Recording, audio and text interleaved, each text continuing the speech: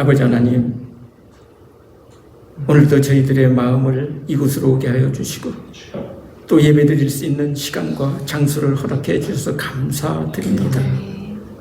아버지 하나님, 저희들의 마음이 주님을 사랑하며 이웃을 사랑하는 아버지 하나님의 그 큰 계명을 늘 묵상하며 살아갈 수 있게 도와주시고, 아버지 하나님께서 저희들에게 부르신 사명을 기억해내며 살아갈 수 있도록 도와주시옵소서. 아버지 하나님, 한 주간의 삶을 돌아봅니다. 아버지 하나님께 나아가는 자에게 상 주심을 믿는 마음과 아버지 하나님, 이 땅을 살아가는데 나그네의 정체성이 무엇인지를 깨달아 알아가고, 아버지 하나님, 환경이 참 저희들의 삶을 삼킬지라도 아버지 하나님께서 저희에게 주신 언약을 굳게 믿고 믿는 마음으로 살아가고, 아버지 하나님, 그러한 가운데 저희들의 마음이 요동치지 않도록 확신의 마음을 갖도록 하여 주셔서 감사드립니다.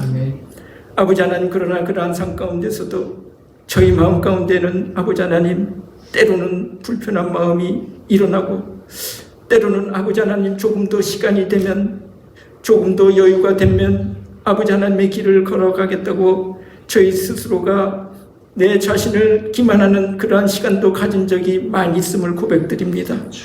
아버지 하나님, 그러한 마음 가운데에서도 주님께서는 기다리시며 저희를 아버지 하나님, 눈을 들어 사방을 돌아보며 저희들이 돌아오기를 기다리시는 아버지 하나님, 그 마음으로 저희를 불러주셔서 감사드립니다. 아버지 하나님, 이 시간 저희들의 말씀 가운데 아버지 하나님께서 원하시는 이 세상에 참 빛과 소금의 역할을 살아가는데 아버지 하나님, 교회의 공동체의 중요성이 저희들에게 다시 한번 알려주고, 아버지 하나님, 그러한 가운데 저희 삶을 다시 일깨울 수 있는 소중한 시간이 되게 도와주시옵소서.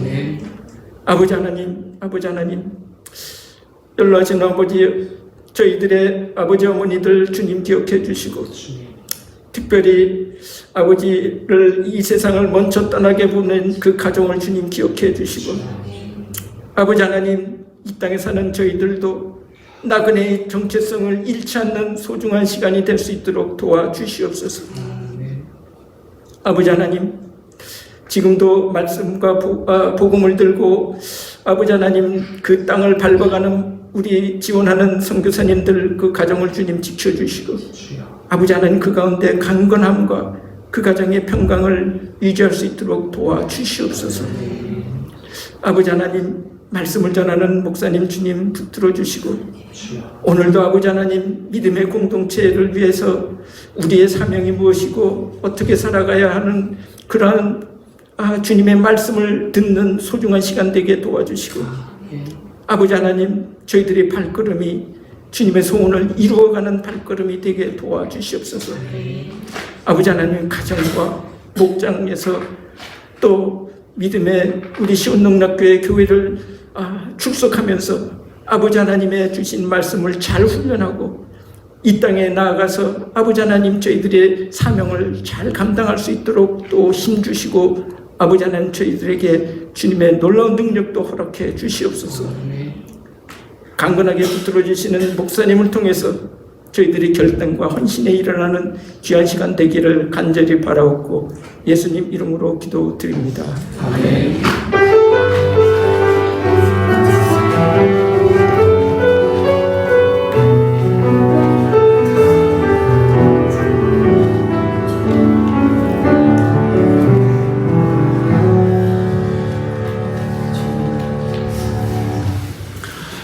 이 시간 하나님께서 우리에게 주시는 말씀 함께 읽습니다. 요한복음 17장 21절부터 23절까지의 말씀입니다. 3절밖에 안 되는 말씀 2페이지에 걸쳐 있습니다. 같은 목소리를 함께 읽도록 하지요. 함께 읽습니다. 시작. 아버지께서 내 안에 계시고 내가 아버지 안에 있는 것과 같이 그들도 하나가 되어서 우리 안에 있게 하여 주십시오. 그래서 아버지께서 나를 보내셨다는 것을 세상이 믿게 하여 주십시오. 나는 아버지께서 내게 주신 영광을 그들에게 주었습니다. 그것은 우리가 하나인 것과 같이 그들도 하나가 되게 하려는 것입니다. 내가 그들 안에 있고 아버지께서 내 안에 계신 것은 그들이 완전히 하나가 되게 하려는 것입니다. 그것은 또 아버지께서 나를 보내셨다는 것과 아버지께서 나를 사랑하신 것과 같이 그들도 사랑하셨다는 것을 세상이 알게 하려는 것입니다. 아멘. 가나안 성도라는 말이 있습니다. 들어보신 분 있으십니까? 가나안 성도. 참 우리 교회는 그래도 이런 거 많이 안 들어보는 교회라서 너무 좋아요.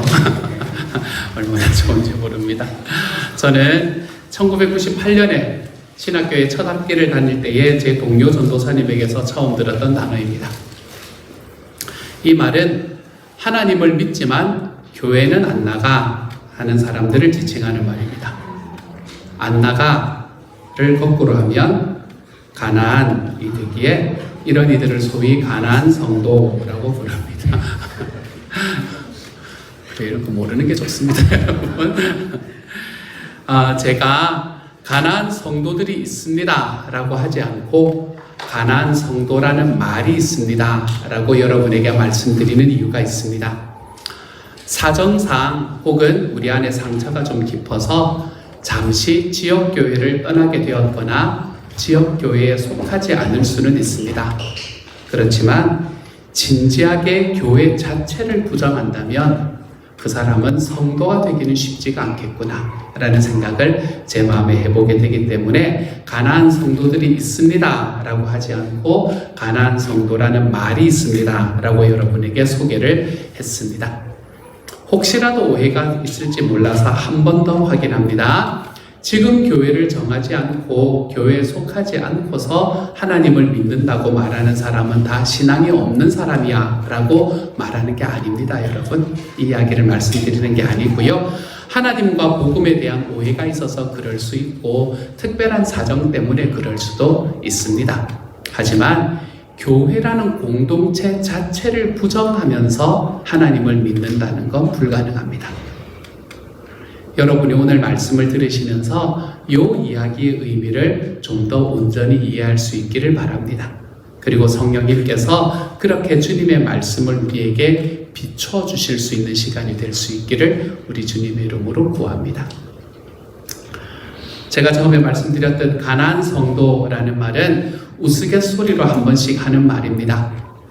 그런데 우리 중에도 어느 정도 이 가나안 성도, 소위 가나안 성도의 심정에 공감하는 바가 있을 수도 있습니다. 오래 신앙생활을 한 사람 중에 교회 안에서 상처와 실망 한 번쯤 없는 사람은 아무도 없지 않겠습니까? 그렇죠? 그래서 소위 그리스도인이라고 불리는 사람들 중에서 비록 교회를 다니고 교회에 남아있기는 하지만 교회에 그렇게 큰 기대가 없는 사람들이 있습니다. 교회는 그냥 주일 아침에 예배를 드리는 장소. 내가 늘 그래왔고 앞으로도 그래야 될 거니까 그냥 예배 드리는 장소 그 이상도 이하도 아닌 겁니다. 제가 이 단어를 신학교 첫 번째 학기 때 처음 들었다 그랬죠. 그렇죠? 사실은 이게 마음이 아픈 이야기인데요. 교회가 자신들이 일하고 월급을 받는 직장이라고 여기는 교역자들도 적잖이 보인다는 사실이 저에게는 훨씬 더 슬플 때가 있습니다. 여기서 저는 한 가지 질문을 여러분에게 한번 던져보려고 합니다. 다음 페이지 쭉쭉 넘겨주시면 돼요. 다음 한 가지 질문을 여러분에게 던져보려고 합니다. 사랑하는 여러분, 그렇다면 여러분에게 교회는 무엇입니까? 여러분에게 시온 영락교회는 어떤 의미가 있는 것인가요? 이 질문에 답하기 전에 오늘 우리는 먼저 하나님께 이 질문을 드려보려고 합니다. 하나님께는 교회는 무엇일까요? 하나님의 그림 속에서 교회는 어떤 것이라고 말할 수 있나요? 하나님은 지금 어떤 교회의 모습을 그리고 계시나요? 이런 질문에 대한 대답이 있어야 우리가 생각하고 소망하면서 우리가 그려나가는 교회의 모습이 하나님의 마음에 좀 합당하게 맞춰질 수 있을 겁니다. 그래서 우리는 오늘 이 두 번째의 질문, 우리에게 교회는 무엇이고 어떤 의미가 있는가 라는 걸 이야기하기 전에 하나님께 교회는 무엇인가? 하나님은 하나님의 그림 속에서 과연 어디에 교회를 두고 계시는가? 이것에 대해서 여러분과 한번 이야기를 나눠보려고 합니다. 그리고 하나님 앞에서 우리에게 주신 이 교회 공동체에 관한 이야기를 앞으로 한 몇 주 정도 지속해서 말씀을 드려보려고 합니다. 이 과정 속에서 첫 번째 질문에 대한 여러분의 대답들이 좀 찾겨 나가는 시간이 될 수 있기를 우리 주님 이름으로 소망합니다. 여러분, 하나님께서 세상을 창조하셨잖아요. 그렇죠? 하나님께서 세상을 창조하실 때에 하나님은 무엇을 생각하셨을까요? 하나님이 그리신 그 창조의 그림 속에서 중요한 것이 과연 무엇이었을까요? 이건 굉장히 큰 주제입니다. 이 너무나 큰 주제이기 때문에 이것을 짧은 시간에 충분히 설명할 수는 없겠지만 제가 최대한 성경의 설명을 따라서 여러분에게 좀 말씀드려 보려고 합니다.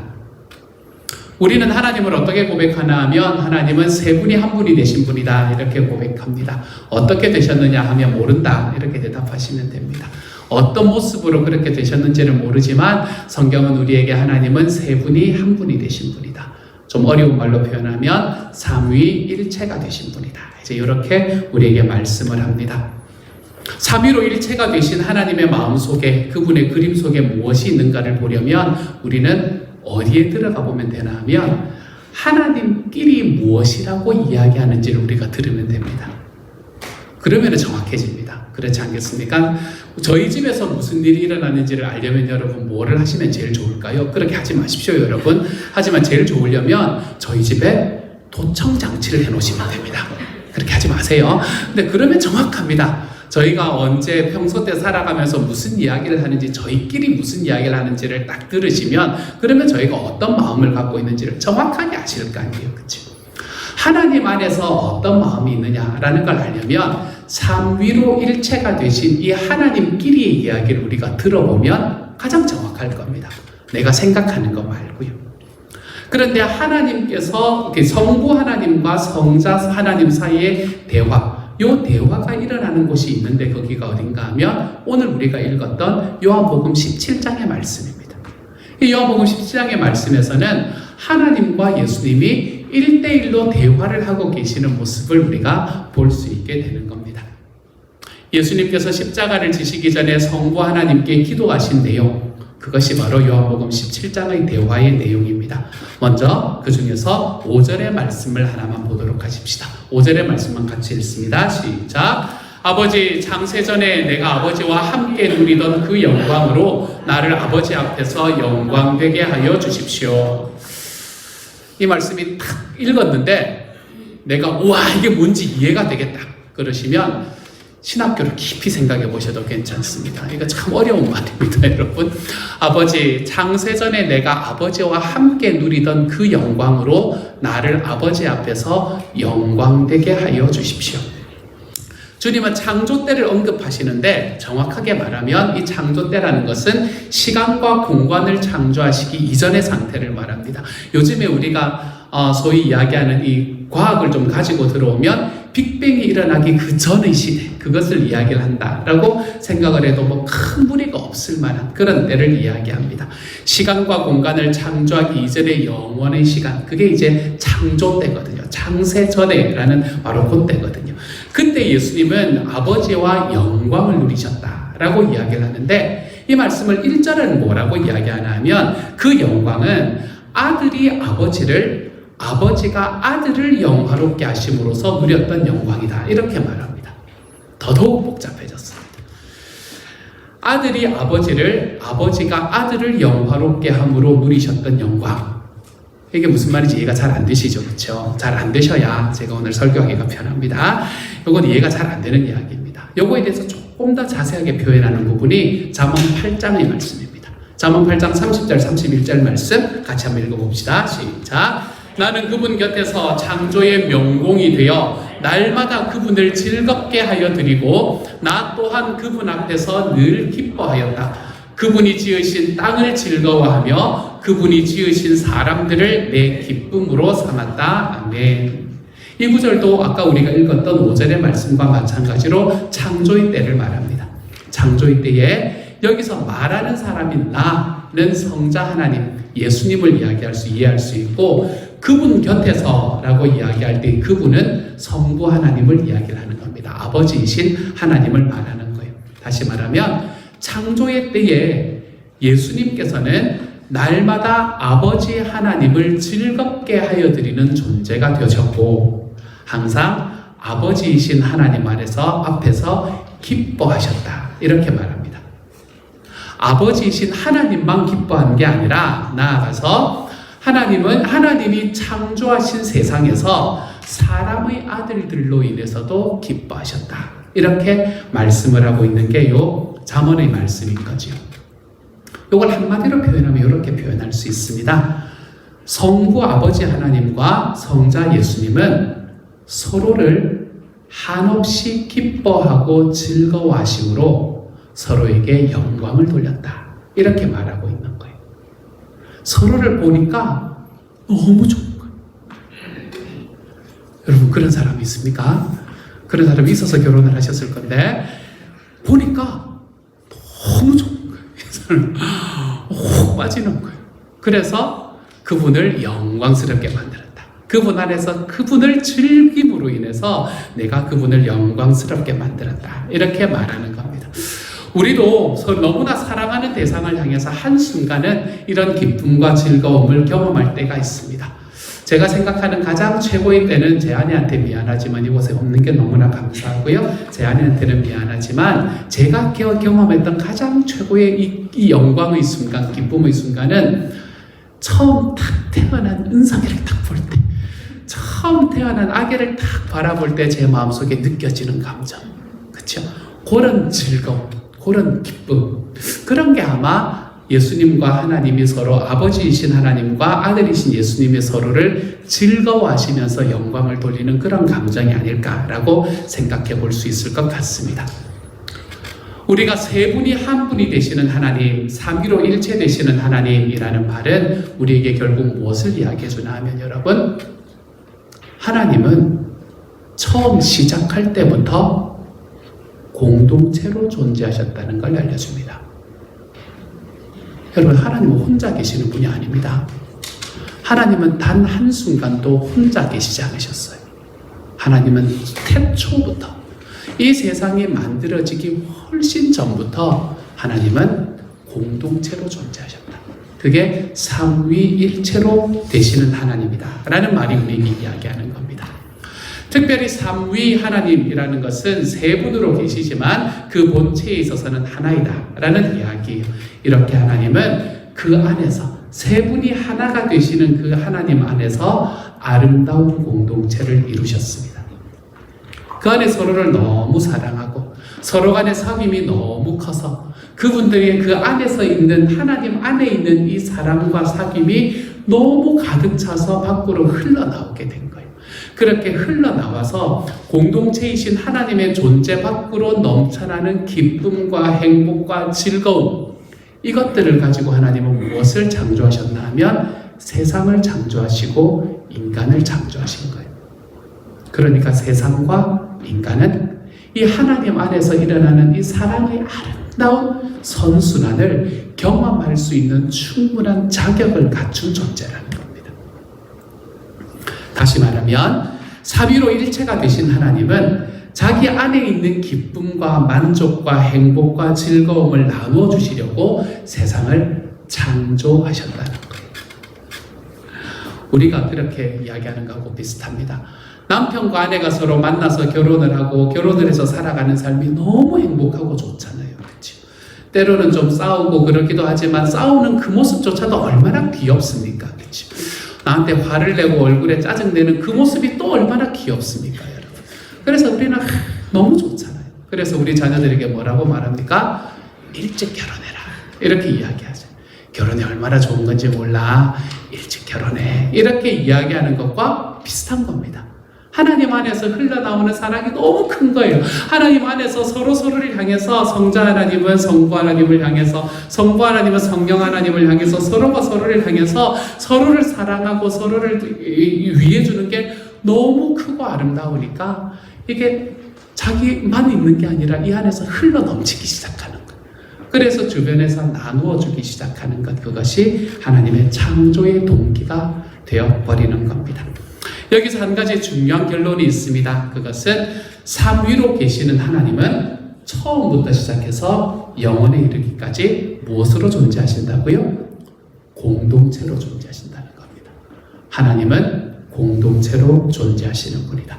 그리고 그분의 거룩한 삼위일체의 공동체는 그 안에서 영원히 완전한 기쁨과 행복을 누리고 또 사랑을 넘치도록 밖으로 흘려내시게 되는 것. 그게 공동체로 존재하는 하나님 안에서 일어나는 일이 되는 겁니다.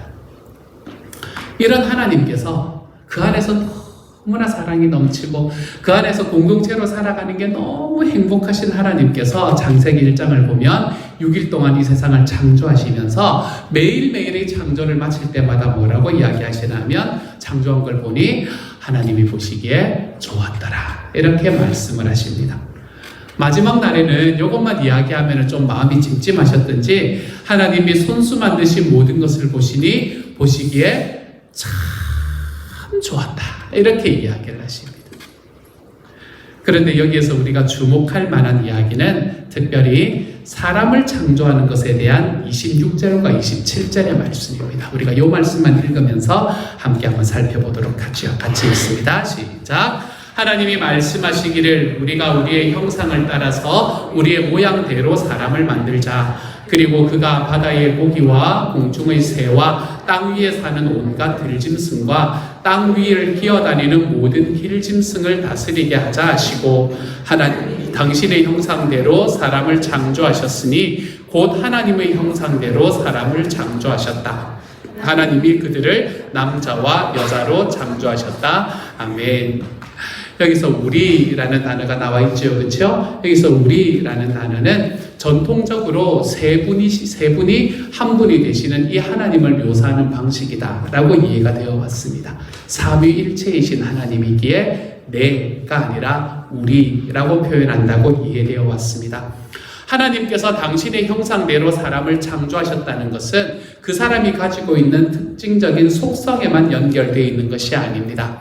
하나님은 자기의 이미지와 스타일을 따라서 인간을 창조하셨죠. 하나님의 이미지는 성령의 열매를 이야기합니다. 우리는 그 하나님의 이미지를 우리의 삶 속에서 맺으며 살아갈 수 있습니다. 사랑하며 살아갈 거고 기뻐하며 살아갈 거고 인내하면서 살아갈 거고 뭐 이러면서 살 겁니다. 그 열매를 맺는 게 하나님의 이미지입니다. 그런데 하나님은 이미지뿐만이 아니라 그분의 스타일대로 사람을 창조하셨습니다. 그분의 스타일은 무슨 스타일인가 하면 강남 스타일이 아니라 삼위일체 스타일이라는 겁니다.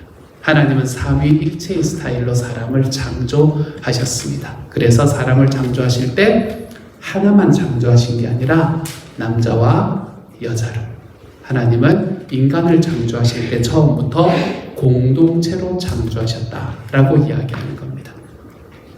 그리고 기쁨을 의미하는 에덴이라는 이름은 기쁨이라는 말입니다. 여러분, 기쁨을 의미하는 에덴에 그들을 살게 만드셨습니다. 2장으로 가면 하나님께서 처음으로 사람이 혼자 사는 것이 좋지 않다라고 이야기합니다. 이 말씀은 아담이 혼자로서는 하나님의 형상을 닮은 사람이 될 수 없다는 뜻입니다. 여러분, 사람은 혼자로는 하나님의 형상을 닮은 존재가 될 수가 없습니다. 여러분. 그래서 하나님은 돕는 배필로 여자를 창조하십니다. 이것은 하나님께서 본래의 계획을 수정하신 게 아닙니다. 하나님께서는 원래 인간을 창조하실 때 공동체로 창조하시려는 의도를 가지고 있었음을 우리에게 보여줍니다. 그래서 하나님께서는 두 사람을 결혼 언약을 통해서 한 몸이 되게 만드셨습니다. 이렇게 결혼 언약을 통해서 한 몸이 된 공동체, 이것이 인간이 만든 최초의 공동체인데 이 최초의 공동체는 삼위일체가 되신 하나님 안에서 그리고 그 하나님과 더불어 또한 그들 사이에 서로 안에서 그들 서로와 함께 복된 사귐 안에서 누리는 에덴, 그 기쁨 그리고 행복, 만족과 즐거움을 받아 넘치도록 누리는 공동체였습니다. 그래서 하나님께서 삼위일체 자기 안에서 정말 한없이 서로를 사랑하시는 그 사랑의 공동체를 통해서 사람의 모습을 지으셨기 때문에 하나님께서는 그 사람을 어디에 두셨나 하면 에덴에 두신 겁니다. 에덴. 그 기쁨을 경험하는 곳, 공동체의 기쁨을 경험하는 곳에 하나님께서는 사람을 두셨던 것이죠. 그리고 그 과정 속에 아담과 하와는 벌거벗었으나 서로 부끄러워하지 않았습니다. 단순히 부부니까 그렇지가 아닙니다. 그들은 삼위로 일체가 되신 하나님을 닮은 공동체였기 때문에 그들은 서로에게 부끄러워하지 않았습니다. 세상을 창조하신 삼위일체 하나님은 이 하나님이 만드신 공동체가 생육하고 번성하여 땅을 가득 채우므로 하나님의 기쁨이, 공동체 안에서 누려지는 하나님의 기쁨이 충만한 세상을 하나님은 지금 그리고 계시는 겁니다. 그렇게 우리를 만드셨던 것이 하나님이었습니다. 그런데 죄가 이 모든 것을 망쳐버렸습니다. 아담과 하와가 선악을 알게 하는 나무의 열매를 먹은 것은 단순히 사람이 그것으로 인해서 에덴 동산, 기쁨의 동산에서 쫓겨났고 죽음이 그에게 찾아왔다라는 결과만으로는 설명되지를 않습니다. 그들이 범죄한 후에 즉각적으로 나타난 결과는 두 가지입니다. 첫 번째로는 수치감이고 두 번째로는 두려움입니다. 그들은 범죄한 직후에 수치심을 가지게 되었습니다. 그들은 먼저 수치심을 가졌기 때문에 무화과 나무 잎으로 치마를 만들어서 자기들의 치부를 가려야만 했습니다. 이것은 뭘 말하나 하면 그들 사이의 공동체의 관계 속에서 문제가 생겼다는 걸 이야기합니다. 예전에는 자기가 있는 모습을 그대로 보여줘도 아무런 문제가 없었는데 이제는 못 보여주는 부분이 생기기 시작한다는 겁니다. 내가 나를 가려야 될 부분들이 생기기 시작한다는 겁니다. 그들 안의 관계 안에 문제가 생겼다는 겁니다. 너희가 열매를 먹었냐? 라고 물으시는 하나님 앞에서 그래서 아담은 내가 먹은 게 아니라 하나님이 주셔서 나와 함께 있게 하신 그 여자 때문이다 라고 하와에게 그 화살을 돌립니다. 그리고 하나님께서는 하와에게 너는 남편을 원하고 남편은 너를 다스릴 것이니라 라는 대단히 인상적인 말씀을 남깁니다. 너는 남편을 원하는데 남편은 너를 다스릴 거다. 이 이야기를 합니다. 남편을 원한다 라는 말은 성적이고 정서적이고 경제적으로 의존하는 것을 이야기합니다. 그런 의존을 원한다 라는 의미입니다. 하지만 그때의 남편은 그녀가 바라는 모습이 아니라 그녀를 지배하고 굴복시키려고 할 거라는 말입니다. 무슨 말입니까? 삼위일체 하나님의 그 아름다운 공동체의 모습을 닮은 가장 최초의 인간적인 공동체, 이상적인 공동체, 이것이 이제는 깨어져 버렸다. 이것을 우리에게 시사하는 말입니다. 더 이상은 서로 간에 솔직하지 못하고 서로를 감추고 수치심 때문에 서로를 감추고 그리고 자기가 가지고 있는 것을 다른 사람에게 뒤집어 씌우는 일들, 그런 일들이 일어나는 공동체로 죄가 우리 인간의 공동체, 최초의 공동체를 바꾸어가기 시작했죠. 아담과 하와가 범죄한 후에 즉각적으로 찾아온 또 하나의 결과는 두려움이었습니다. 이 두려움은 서로 간의 관계가 아니라 하나님과 누리던 관계를 깨뜨려버린 것이 두려움입니다. 범죄한 아담과 하와는 하나님이 동산에 거리시는 소리를 듣고 3장 8절에서 이렇게 말합니다. 주 하나님 너희 낯을 피하여 동산 나무 사이에 숨었다라고 이야기합니다. 그런데 하나님께서 아담을 부르셨어요. 아담아 네가 어디 있냐? 라고 부르셨어요.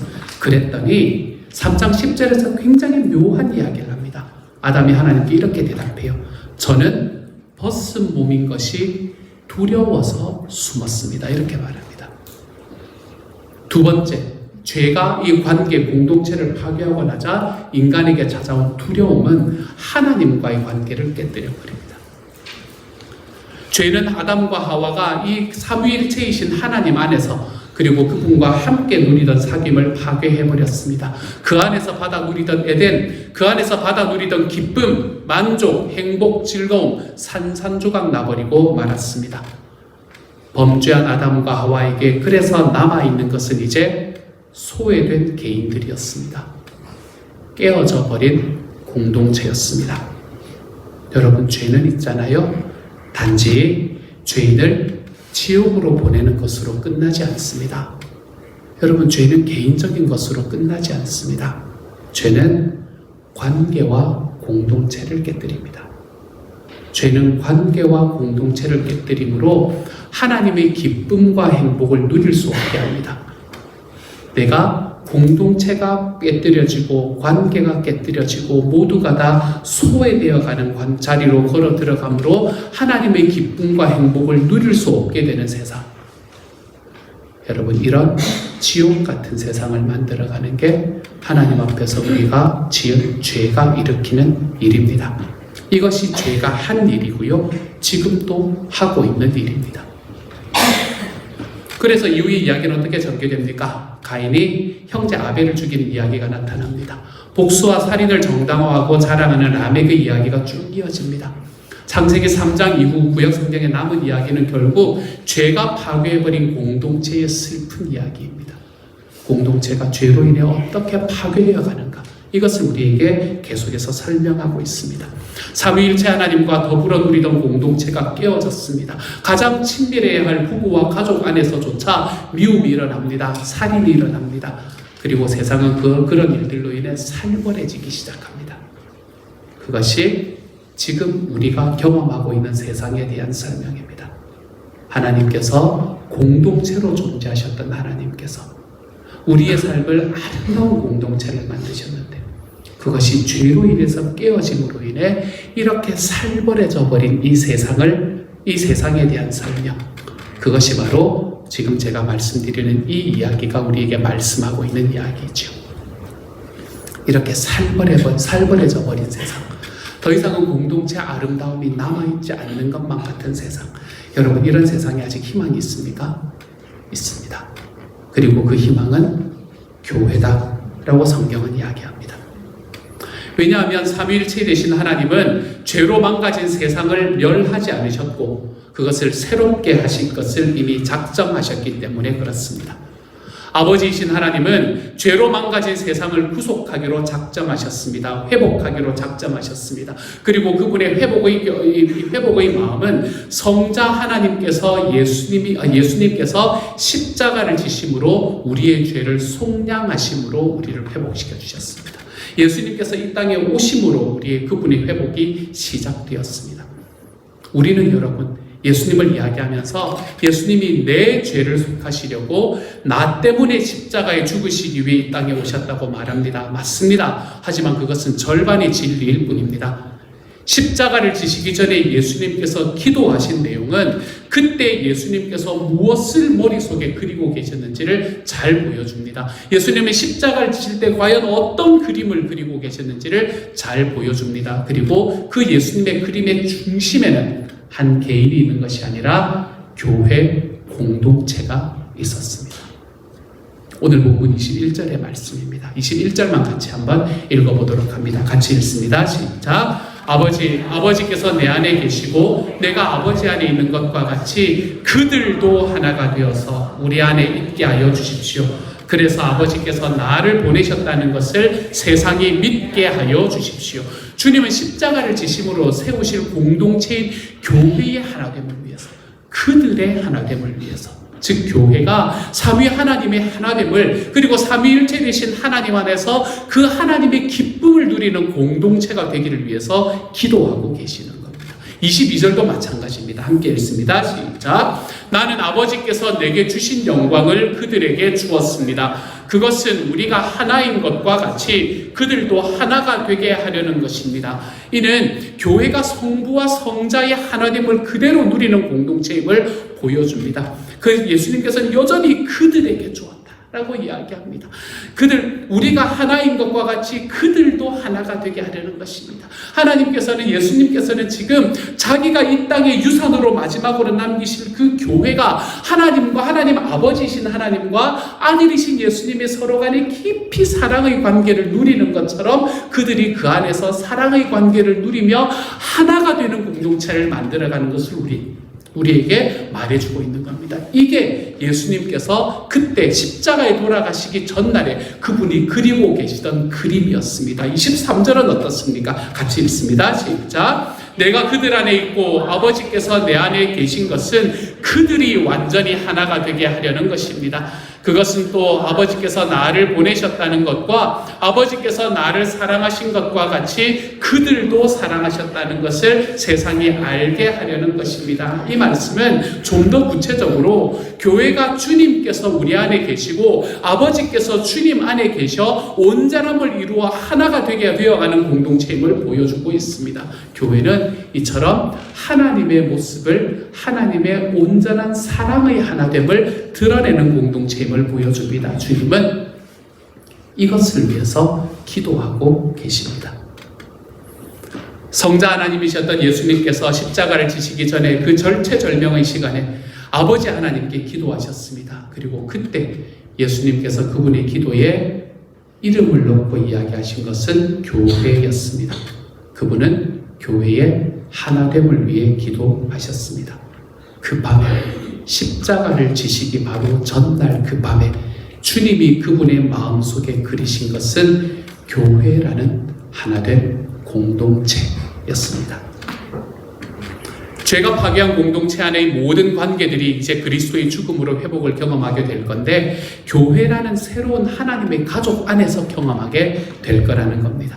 주님의 이 기도를 통해서 돌아보면 주님께서 하신 말씀들을 우리는 비로소 이해할 수 있습니다. 주님은 가이사랴 빌립보에서 베드로의 놀라운 신앙 고백, 나를 누구라 하더냐라는 이야기에 주는 그리스도시고 살아계신 하나님의 아들이십니다 라고 이야기했던 그 놀라운 신앙 고백을 들으시고 난 다음에 이렇게 말씀하십니다. 마태복음 16장 18절입니다. 같이 읽습니다. 시작. 나는 이 반석 위에다가 내 교회를 세우겠다. 죽음의 문들이 그것을 이기지 못할 것이다. 아멘. 교회라는 하나됨의 공동체를 세우기 위해 주님께서는 관계와 공동체를 깨뜨리는 죄와 그 세력을 십자가에 멸하셨다라고 이야기합니다. 그래서 사도 바울은 에베소서에서 이렇게 말씀하고 있죠. 같이 읽습니다. 시작. 원수된 것을 십자가로 소멸하시고 이 둘을 한 몸으로 만드셔서 하나님과 화해시키셨습니다. 아멘. 이로 말미암아서 우리는 서로 원수지간이었을지라도 한 성령 안에서 하나님 앞에 같이 나아가게 됨을 얻게 되었습니다. 이 말씀들은 예수님께서 십자가에 죽으신 것은 그저 나 한 사람의 죄를 사하심으로 지옥에 갈 나 하나의 영혼을 천국에 가게 만들어 주셨다는 것으로 축소시킬 수 없다는 걸 말합니다. 주님은 죄가 파괴한 관계와 공동체를 회복하시려고, 즉 주님께서는 하나님 안에서 하나 되는 주님의 생명을 담뿍 담은 교회를 세우시려고 십자가에 죽으셨다는 겁니다. 그래서 바울은 에베소 교회 장로들에게 교회를 말할 때 하나님이 자기 피로 사신 교회다 이렇게 이야기를 합니다. 예수님은 십자가에 피 흘려 죽으심으로 공동체를 회복하셨습니다. 그리고 그 공동체, 하나님의 공동체, 하나님 안에서 하나 되는 공동체, 교회를 회복하셨다라고 말씀은 이야기하고 있죠. 이것이 성경이 말하는 전부는 아닙니다. 본문 23절, 아까 우리가 읽었던 23절의 말씀에서는 완전히 하나가 되게 하려는 것이다 라고 이야기합니다. 아직 완전히 하나가 된 건 아니라는 거예요. 교회는 하나됨에 있어서 완전히 하나가 되어가는 여정 가운데 있는 존재라는 겁니다. 아직 된 것은 아니지만 우리는 하나님과 예수님이 완전히 하나가 된 것처럼 우리도 완전히 하나가 되는 여정 가운데 있는 존재라는 겁니다. 이 여정에서 교회 안에서 교회와 함께 교회의 하나됨을 이루어 가시는 분이 계시는데 그분이 바로 성령님이십니다. 성령님이 우리 안에 오실 때 우리는 그 성령님으로 인해서 이 하나됨의 여정을 함께 걸어갈 수 있게 되는 겁니다. 바울 사도는 에베소서 2장 22절에서 이렇게 말합니다. 같이 읽습니다. 시작. 그리스도 안에서 여러분도 함께 세워져서 하나님이 성령으로 거하실 처소가 됩니다. 예수님은 십자가를 지시기 전에 제자들과 함께한 자리에서 내가 성령님을 보내주시겠다 약속하셨고, 신약교회가 태어나던 그날에 약속하신 대로 하나님으로부터 받아 성령님을 부어주셨습니다.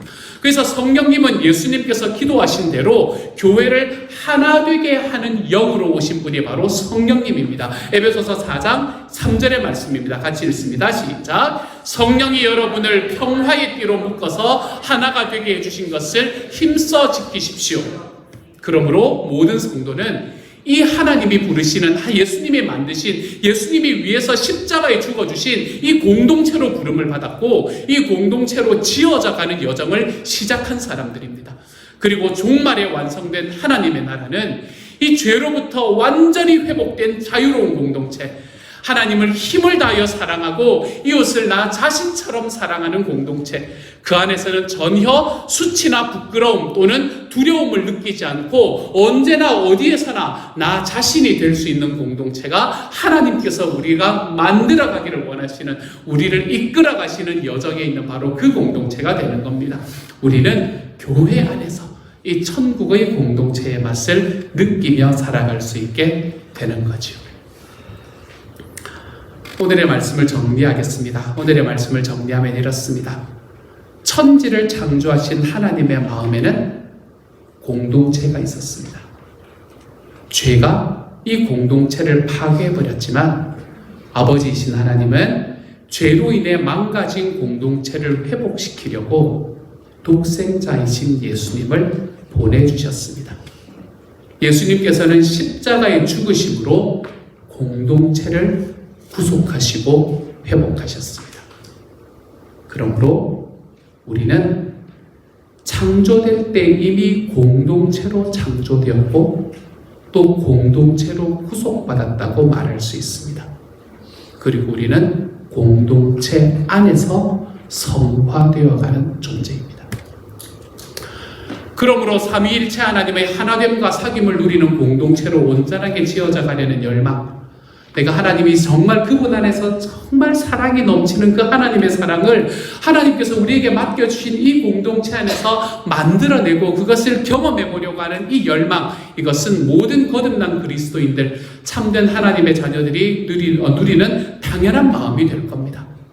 성령님은 우리를 거듭나게 하시고 우리 안에 내주하셔서 우리 안에 교회를 향한 갈망을 불러일으키십니다.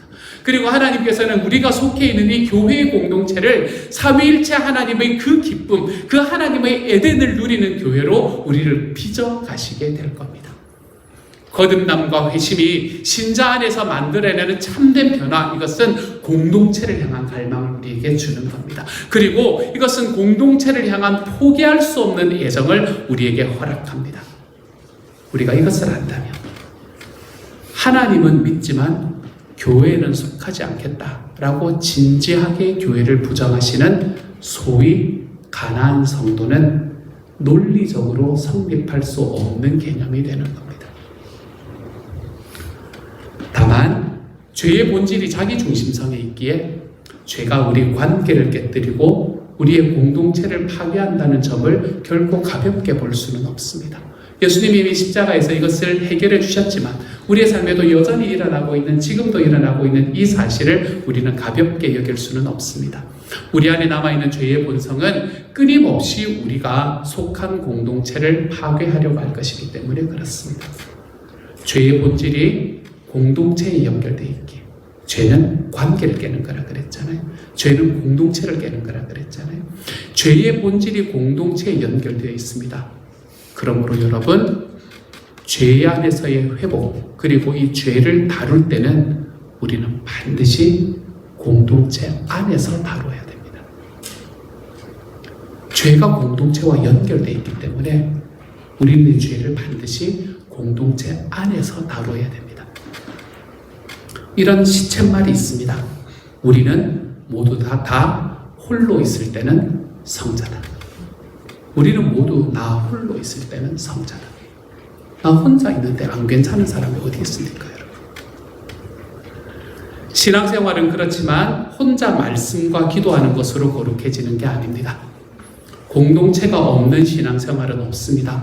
공동체가 없는 성화란 존재하지 않습니다. 우리의 신앙과 성화를 주신 공동체, 그것이 바로 가정과 목장과 교회입니다. 주님은 자기를 부인하고 자기를 따라오라고 하셨습니다. 왜 자기를 부인해야 됩니까? 어디서 자기를 부인할 필요가 있습니까? 우리는 하나님께서 우리에게 맡겨주신 가정과 목장과 교회 공동체를 세우기 위해 자기를 부인합니다. 어디서 자기를 부인합니까? 우리는 하나님께서 우리에게 허락해 주신 정말 사랑의 관계로 세워나가기를 바람하지 않으시는 이 가정과 목장과 교회에서 우리는 자기를 부인할 필요가 있습니다. 여러분이 기질이 어떠하든지 성향이 어떠하든지 요즘에 그런 이야기 많이 하지 않습니까? 그렇죠? 너 T야? 이런 이야기 꽤 많이 들어보셨나요? 요즘에 그런 이야기 하면 되게 욕이 되는 이야기입니다. 너 T야?